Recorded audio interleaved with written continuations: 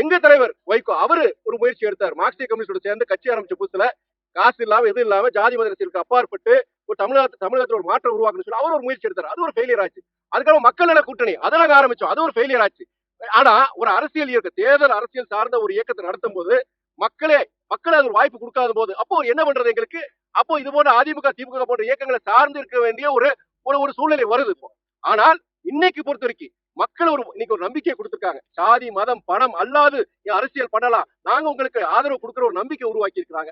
அதன் அடிப்படையில இனி தமிழகம் ஒரு மாற்றம் தமிழகத்துக்கு உருவாயிருக்கு. இந்த மாற்றம் தொடரணும். இந்த மாற்றத்துக்கு நம்ம ஆதரவு கொடுக்கணும். அதன் அடிப்படையில பிசிகே காங்கிரஸ் எல்லா இயக்கங்களும் மதிமுக உட்பட இன்னைக்கு அவங்க தாவைக்காக ஆதரவு கொடுத்திருக்காங்க. இதுல எந்த குதிரை பேர நீங்க குதிரை பேர கழுதை பேர இந்த ஒட்டக பேரல எங்க கேட்க வேண்டிய இடத்துல நீங்க கேள்வி கேட்கணும். இங்க கேட்க கூடாது. இப்ப எலெக்ஷன்ல வந்து மேண்டேட் வந்து டிவிகேக்கு 107 தான் கொடுத்திருக்காங்க.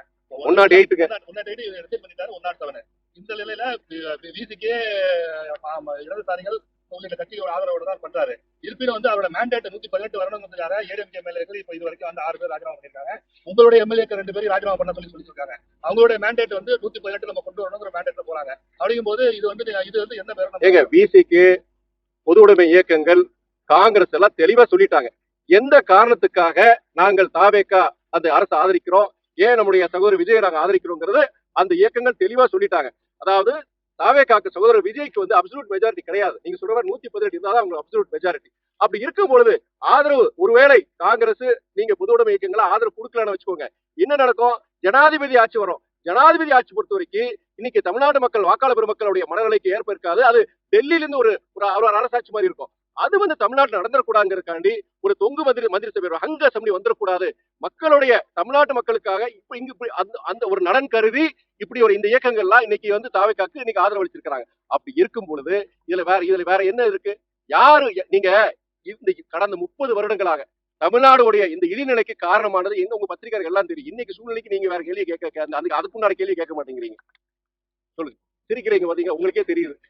30 வருஷமா தமிழ் இல்ல 30 வருஷமா தமிழ் இல்ல நான் சொல்ல கேளுங்க. 30 வருஷமா தமிழ்நாடு குட்டிச்சவராக்குறது யாரு? நீங்க ஒரு கேள்வி கேட்டீங்க. ஒரே பதில் சொல்லிடுறேன்.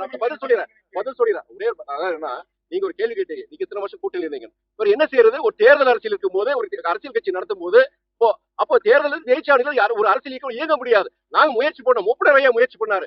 நீங்க புரட்சி கலைஞர் விஜயகாந்த் அது முயற்சி பண்ணாரு. எல்லாருமே முயற்சி பண்ணோம். அதுக்கு உண்டான ஒரு சூழ்நிலை உருவாகல. இன்னைக்கு ஒரு வாய்ப்பு வந்திருக்கு, ஒரு மாற்றம் ஏற்பட்டிருக்கு. சாதி மதம் பணம் இல்லாத ஒரு தூய அரச ஒரு லாவண்யம் இல்லாத ஒரு அரசாங்கம் வந்து இன்னைக்கு பாக்குறோம். இப்படி ஒரு மாற்றத்துக்காண்டி நம்ம பல வருஷமா பார்த்துட்டு இருக்கோம். பல இயக்கங்கள் பல தலைவர்கள் முயற்சி பண்ணாங்க. இன்னைக்கு சூழ்நிலையை நாங்கள் முடிவு எடுத்திருக்கிறோம்.